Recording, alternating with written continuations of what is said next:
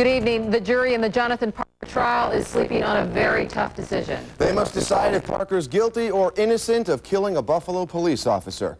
Channel 2's Christina Senko tells us they were helped along during today's dramatic closing arguments.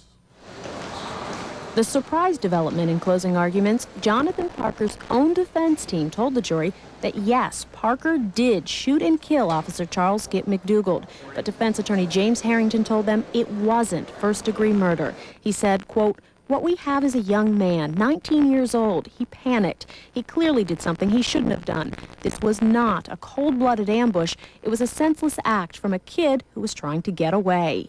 Harrington says it was a reckless act, not an intentional act. Therefore, it's second-degree murder, a charge that would spare Parker the death penalty. But prosecutor Joseph Maruzak outlined many reasons he believes the killing was intentional, asking the jury why someone would walk around with a loaded gun if they didn't intend to use it. He told the jury when Parker decided to shoot, he intended to kill both officers because, quote, "He had to shoot to kill because he knew police would shoot back. It was kill or be killed." So for Jonathan Parker, there really is no chance of a not guilty verdict. It's now a question of, will the jury convict him of murder first or murder second? The judge was planning on having the jury deliberate until 11:30 tonight, but around 6:30 tonight, one of the jurors told the judge she just couldn't go on. She was too tired. So the judge dismissed the jury. Now they are being sequestered at a hotel overnight. They'll begin deliberations first thing tomorrow morning. In Erie County Court, Christina Senko, Channel 2 News. And Parker's case is the very first death penalty trial in Erie County since capital punishment was reinstated. Also tonight on Channel 2, one of the Democratic Party's heavy hitters hits the area. Vice President Al Gore came to Erie County today to support his party's candidate for governor. But Buffalo Mayor Anthony Masiello is supporting Republican George Pataki for re-election.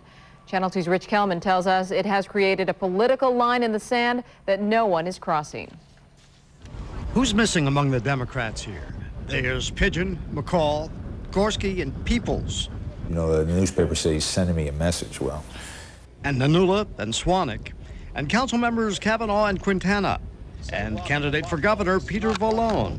Are you going to Buffalo today? Yes, we are going to Erie County. But in fact, Vallone and Vice President Al Gore won't go to the city, and Mayor Masiello won't come to see the vice president. under this circumstances, we both realize it's the best thing to do is to not attend this luncheon because obviously I'm not supporting the candidate he's in town for. But why not visit Buffalo? County Executive Gorski's been a long-time supporter of Vallone, and he wanted to show off his North Campus of Erie Community College. I still think that, given the political situation, that had something to play into the matter also. He cares passionately about the families of this state. For Peter Vallone, around 35 Democrats paid $1,000 a plate for lunch in Lancaster to meet the candidate and to hear the vice president issue a call to battle. I believe that we can do that, and we will do that. I believe that we'll adopt the old philosophy, early to bed, early to rise, work like hell, and organize. Let's elect Peter Vallone as the next governor of the state of New York. Thank you very much. Despite the vice president's support, the Democrats face three enormous problems. They have to raise money, they have to inspire passion in the public, and they have to get their candidates known. The program that I'm in is for teachers prep. One way to do that is to pair Peter Vallone with the vice president in public, in this case, at an Erie Community College conversation with students. Vallone said he wanted smaller class sizes in schools. Al Gore praised federal student aid programs. But beneath all this, Democrats fear that even third-party candidate Thomas Golisano might outpoll Vallone. And so union leaders tell us they'll form a fourth party for Vallone. And that's where a lot of working families are going to vote this year. So we think that there's a definite chance for Peter Vallone to win. With that hope in mind, Democrats bade farewell to Al Gore after a day of campaigning in Cheektowaga, in Amherst, and in Lancaster. Rich Kelman, Channel 2 News. A mayor's spokesperson tells Channel 2 Vice President Gore promised to return soon to pay a visit to the city of Buffalo. Meantime, a pivotal day tomorrow for Gore's boss. President Clinton will find out who his true friends are when the House decides whether to approve an impeachment inquiry. There is little doubt that will happen. The real question is how many Democrats will switch and support the Republican majority. Mr. Clinton has said they should vote their conscience.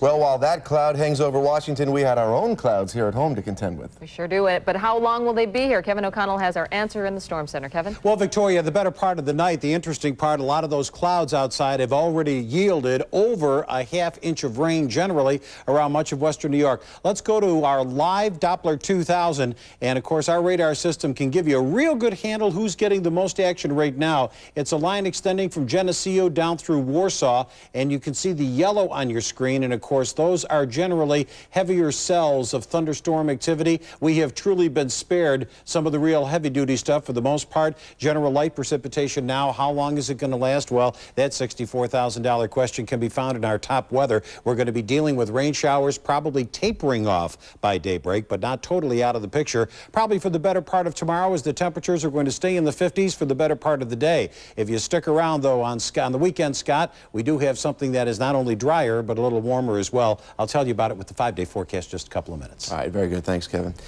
Bad weather on Grand Island tonight may have played a part in a deadly accident. A man was struck by a car along Baseline Road on Grand Island. The victim, in his 70s, was pronounced dead. The driver of the car was taken to a local hospital with minor injuries. Police think rain may have kept her from seeing the victim along the road. Also tonight, we have received several calls today concerning our investigation into concerns about a railroad bridge that looks like it's ready to tumble. Channel 2's Mike Igo talks to the experts as he continues our Two on Your Side investigation. Perhaps your image of the railroad is a romantic one, filled with vibrant images of its glorious past. But people who live and work near the railroad bridge at Clinton and Babcock Streets in Buffalo have a slightly different attitude about the railroad. It almost seems like you see it move. I mean, you can look at the foundation of it. If it were a house, it would be condemned. I go under it quickly. It's not in the best of shape, that's for sure. The signs of deterioration are obvious all over. Neighbors' safety concerns are not eased by the heavy railroad traffic above or the frequency that the bridge gets hit by trucks. Drivers apparently either miss it or don't believe the warnings about how low the bridge really is. One truck driver, I asked him if he wanted to use our phone, because most of them come in and use our phone, and he just said no. Said, I'm fired anyway, the hell with it. Just left his truck and everything and wanted to know where the nearest bar was. Tear this bridge down and burn it! Just modernize this place! Every time we visited the bridge, plenty of people yelled out their concerns. So is the bridge as bad as it looks? And should its owner, Conrail, be doing something? We asked Tim Roach, an engineer at the State Department of Transportation, to inspect the bridge for us. One of the things that we look for when we come out after a bridge has been hit by a truck is whether or not the girders are still in proper alignment and condition. Tim gave the bridge a thorough going over and found some things he didn't like. You can pull it apart with your hands. Crumbles pretty easily. Yeah, it's an indication that it's going through some severe corrosion. His overall assessment? Obviously, it's been hit a number of times, but I don't think that it has any significant structural damage. Here's Conrail's response. The bridge is not in the best of shape. We have been monitoring it. It is safe to operate and is on our list of priorities for replacement. But that bridge will be taken over by Norfolk Southern sometime in 1999. Competitive rail.